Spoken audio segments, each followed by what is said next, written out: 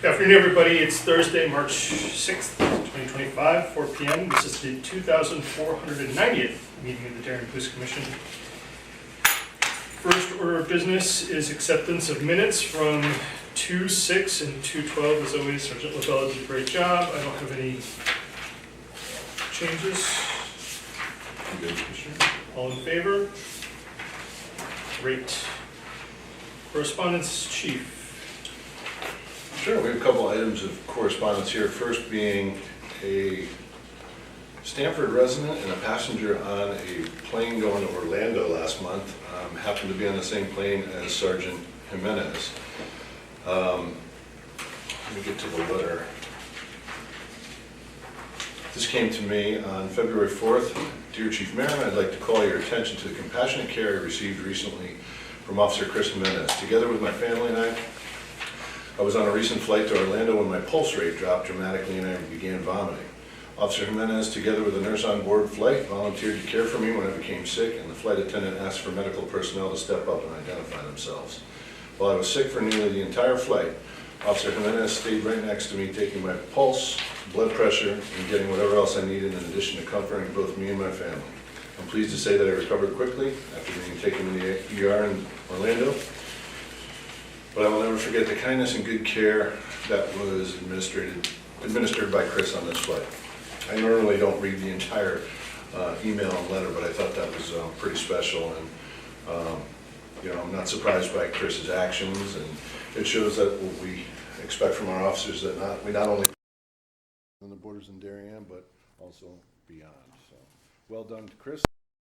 Letter that will go in his file, and I wanted to bring it to the attention of the commission. Next, we have a donation from a Miss Marilyn Frank. She donated to the department, and as the commission knows, that donation was then forwarded to the town to go towards the gift fund, so we thank Ms. Frank for that. We also received some chocolates and thank you cards from the children and students at Henley School the week of the 14th.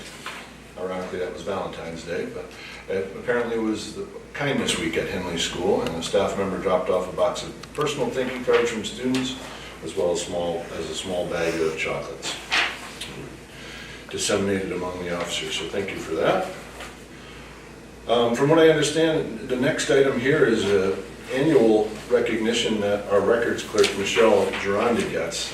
It's the first I've been aware of it. Michelle's never been under my supervision, but I just wanted to take a minute to point out that Michelle was recognized for her extremely efficient work for another year by submitting data to the Connecticut NIBRS program.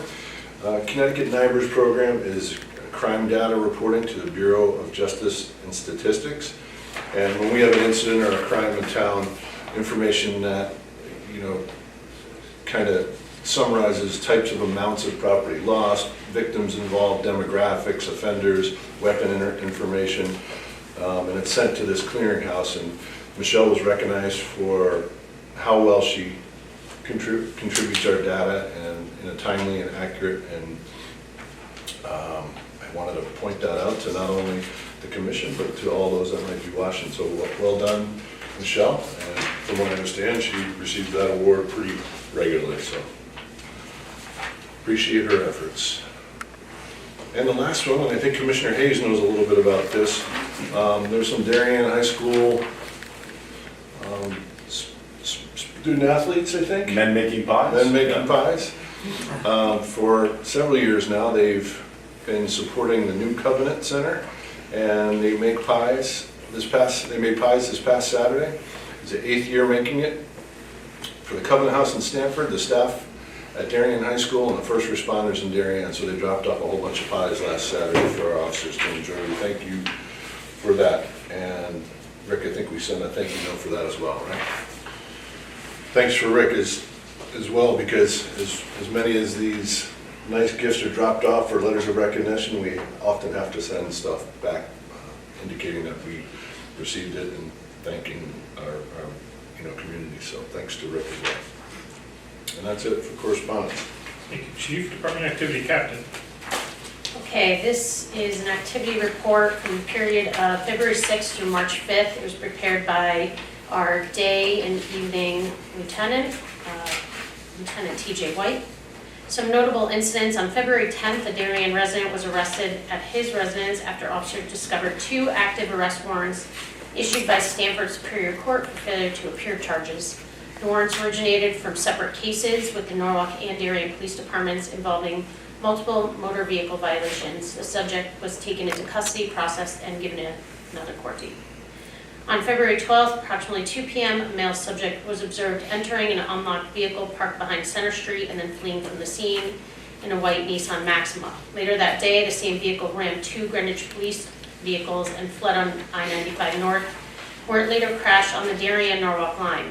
Darien officers and detectives assisted in the search for occupants, with one subject being identified and later arrested by Greenwich police for their incident. This incident is under investigation by the Detective Division. The Detective Division is investigating 2 larcenies that occurred at 76 Heights Road, Walgreens, on January 29th and February 7th. Both incidents, which were reported 2 to 3 weeks after the actual occurrences, involved the theft of various skincare and medical products by a group of subjects who stole the items and left the scene in awaiting vehicles.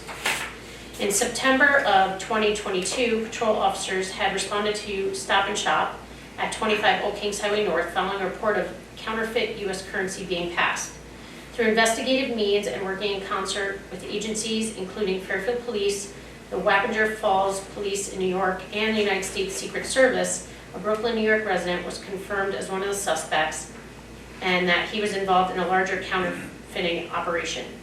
An arrest warrant was authored by detectives. It was subsequently approved, and detectives took the suspect into custody on February 18th. Some statistics during that time frame: we had 5 domestic disturbance incidents, 5 identity theft incidents, 4 motor vehicle burglaries, 3 were unlocked cars, 1 was locked, no stolen motor vehicles, finally, 17 motor vehicle accidents, no injuries involved in any of the accidents or on private property, 246 traffic stops, and 1,068 calls for service. Also during this time frame, just some notable training that our officers have been to. 23 of our officers have, as of the end of this week, will have completed their recertification training. That happens every 3 years. So depending on the rotation of when officers are hired, they are sent to this recertification training. This is our biggest bulk in the 3-year period, so we have 23. Officer Budd also completed methods of instruction to make him another post-certified instructor for the department. So congratulations to Officer Budd. You're doing quite well. I think, Chief, you mentioned this in many, many meetings, but we have a lot of ongoing investigations, and we have an extremely high hit rate. I think it brings us to closure, going back a year, 2 years, but, very, very good job, I think. I completely agree with you, and the couple of incidents that Captain Hedema spoke of not only demonstrates the great work our Detective Bureau does in following up on these incidents, but also our patrol division in a couple of these cases as well. Just wanted to point out one thing. Our traffic stop number, 246, I'm sure that's clear over 250 since this document was created, but Officer Budd was gone for 2 weeks over this time period. He really accounts for a lot of the traffic stops, so to have 246 traffic stops in a month, that shows that the patrol division is really stepping up and carrying their weight and enforcing traffic laws in town, so we appreciate that effort. And then lastly, kind of a late entry here. Again, speaking of follow-up investigations, back in 2022, we had a liquor store on the Post Road over near Birch Road get robbed at what they thought was gunpoint.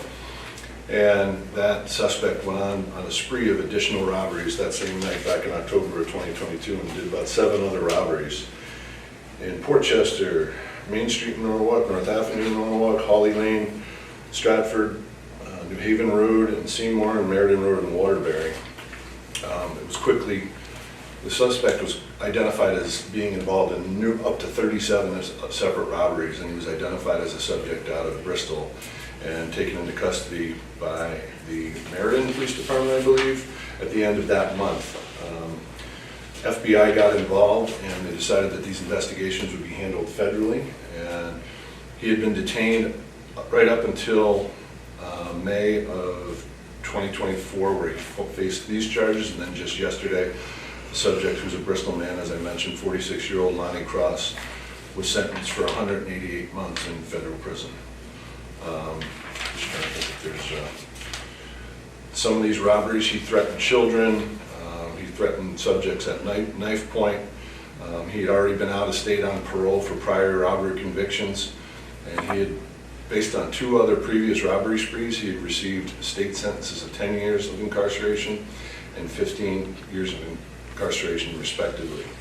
So again, our detective bureau, we investigate our scene separately when it first takes place, but once we realized it was going to most likely be handled federally, we hand our information over, and we cooperate with the other agencies that are involved. And I mean, it's spanned from New York agencies all the way up to North Branford, Waterbury, and Bristol. So that's a good subject to have incarcerated at this point. Apparently has a drug problem and is a violent individual. So I appreciate our work of our detective division in cooperating with our federal partners and the other agencies that were involved, but it's good to bring that investigation to a close. Great. Thank you, Chief. Moving on, public comment. Ms. Desai. Yes. So we're here, and this is Annie, my neighbor, to talk about the high school overflow parking on Libby. Could you say your name and address? Oh, if you sorry. don't mind? My name's Tara Desai. I live at 40 Holly Lane on the corner of Holly and Libby. So I brought some photos. If it's okay, I can pass these out. We can get a 40 since you. Oh, it's okay. Thank you. There's 2, they're all the same, like 2 same packets, but the neighborhood kind of wrote a letter together just to express the concern around the situation, and I can summarize it, but I know most of you are aware of what's going on. You can see over the course of the school year, it started with like 5 cars, and I think at the height of it, we've counted like over 50 cars lined up all along Libby on both sides of the street. There's a few things. I mean, traffic-wise, I live on the corner, so it's really hard for me to get in and out of my driveway. They park right at the end of my driveway, so it's a nuisance on the surface. I think the bigger concern the reason I'm here is we have little kids on our street, and I'll have 3 young kids. I have a 4-year-old, I have an 8-year-old, and they fly up and down that street. They have like no regard for anyone on the street. I think it's like, my biggest fear is that someone's going to get hurt. Like at 2:30, I have to make sure my kids are inside because they just like gun it down Libby. So they've destroyed the yard. You can see I have pictures. They park right in my grass and the grass gets all dug up. I've tried really nicely to leave notes and be kind and talk to them and ask them, please don't park at the end of my driveway, but it's just not effective, and it's gotten a lot worse. So obviously we recognize it's not illegal. Like they do some illegal things when they park in front of the fire hydrant and they park at the end, but it's not enforceable because there's no parking, there's nothing like preventing them from parking there because it's a public street. And so on Holly, there are no parking signs and Libby is perpendicular. So we're requesting no parking signs for Libby. The other thing that you'll see, yeah, like that's how Holly has it. So that's the request. I think the request would be residential parking. Residential parking, yeah. Yeah, and the reason, and that's correct, residential parking, I think What do you mean by that? That means you live on the street. your you can landscaper park. can't park his truck in front of your house. Yeah, that's fine, whatever it takes. That's what that means? Is that, You're a resident. how is it, You're a how does Holly have it set up? we'd have to Yeah, I look think it's into school that. hours, isn't it? Yeah, it's during. That would be person fine too. Oh yeah, it's right, it's 8 to 4, Yeah, 8 to I think 3 or so. something. That's what it says, yeah.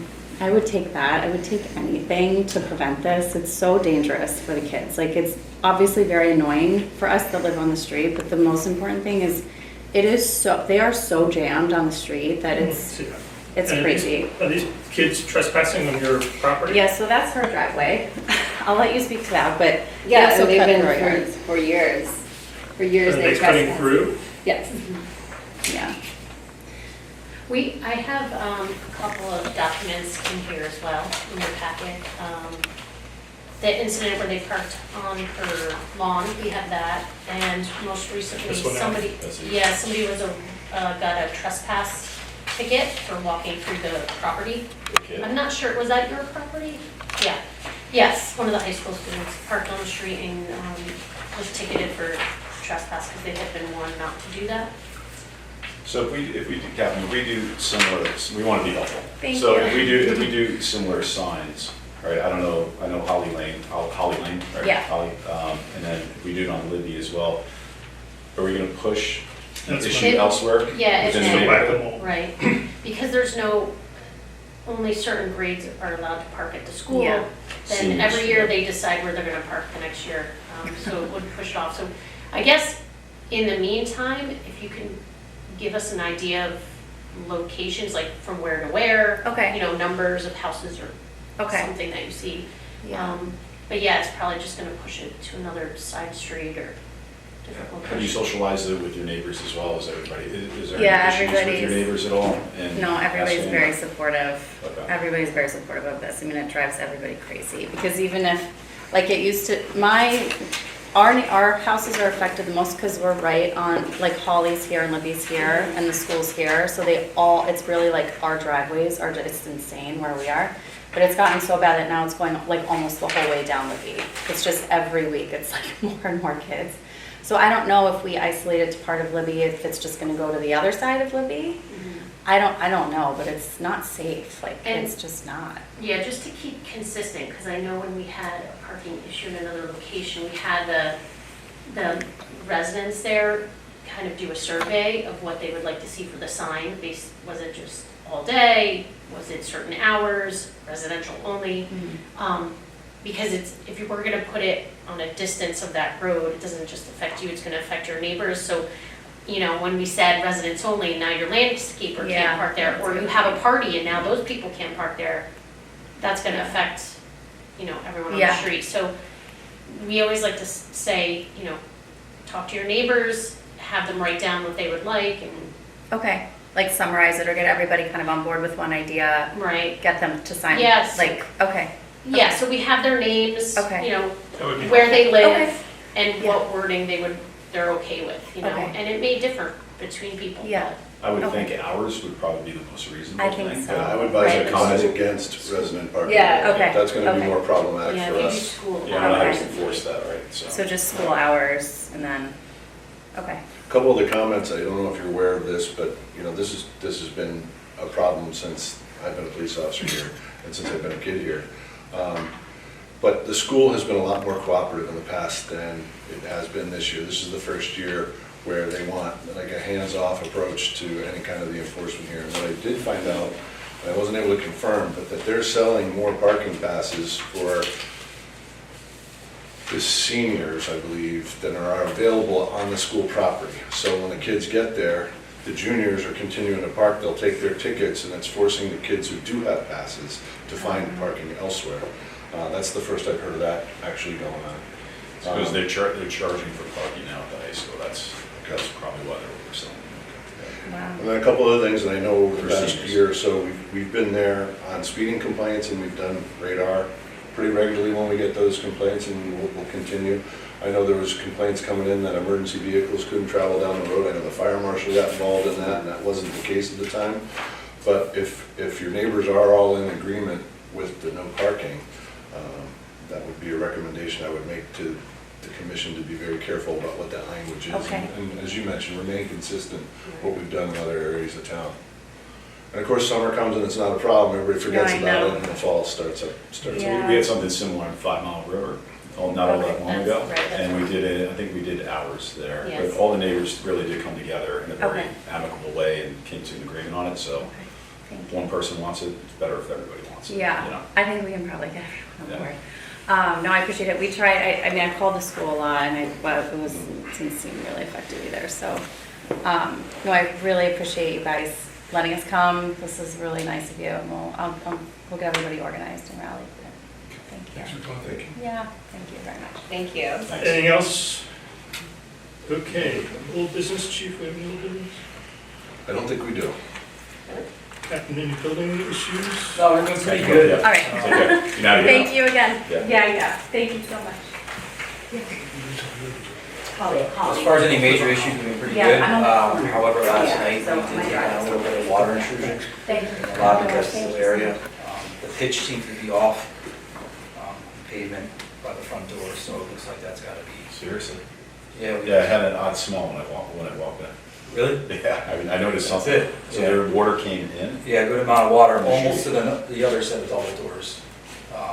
So, we got a lot of rain in a short period of time, but that's news to me as far as getting any water intrusion there. So, Any in the elevator pit?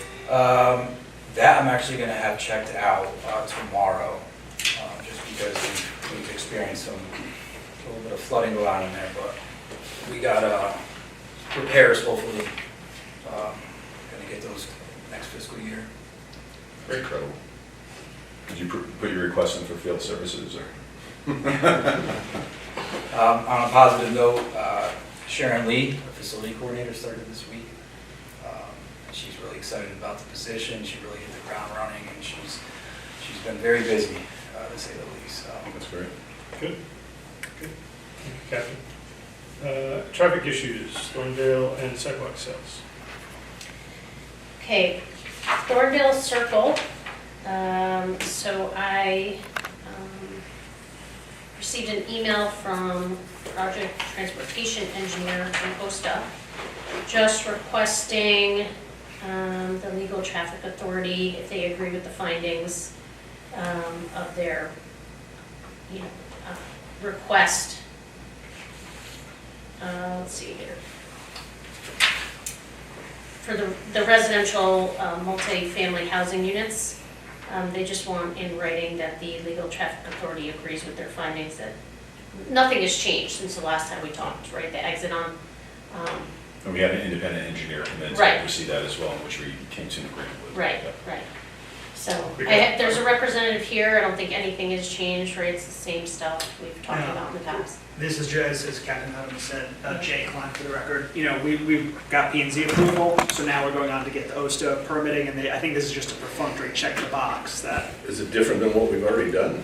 No, We crafted that document, sent it to planning and zoning, that's Right. on file publicly. right, And I then think the last what, part of that is we have to concur with the OSTA findings. yeah, so what this is, I guess, is telling the OSTA that, yeah, we didn't find, in our review that took place whenever, a couple months ago, that there were no, issues found, that is the impacts on the process. state highways, yeah, so. I would say based on the interviews and data that we have received and reviewed, we concur, and I have no problem with Captain sending a concurrence letter to this OSTA. Agreed.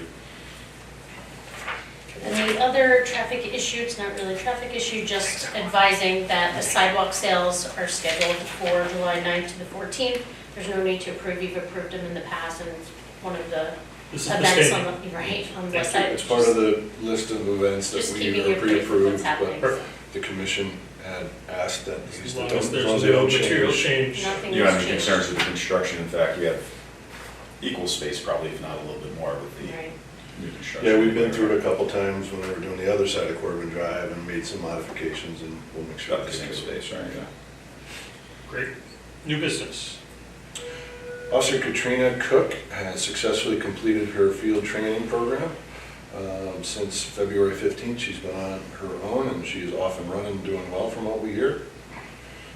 And then also Sergeant Kalahesi is set to, or I'm sorry, he already has reached step 3, effective February 26th, and Sergeant Wallman has reached step 2, effective March 3rd, 2025. It would be my recommendation to the commission to approve that.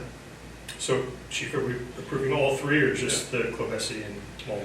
I don't think you need to approve Katrina Cook coming off of FTO, but the step upgrades you need to approve. Okay, when she comes off probation, we sign her Correct. off, correct? Okay, great. So I move that we move Sergeant Clohesi to step 3 and Sergeant Wallman to step 2.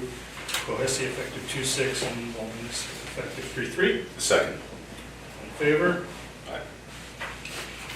Great, any other business? This is a regular meeting.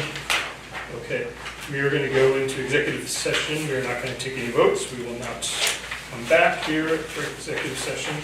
We do have to pick our next meeting date. The next regular sergeant is the 20th, correct? 20th is regular. Do we have any need for that? Probably push it unless we. After that, it would be discuss something. April 3rd would be regular. I'll suggest April 3rd, if everybody's around. I'm good with either.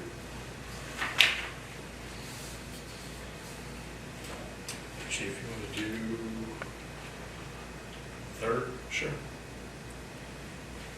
We can always add one in there, but if we need to. We don't have anything coming up, right? As far as interviews and stuff, I Yeah. don't think so, unless we do Budget's done, right? swearing in or something, but.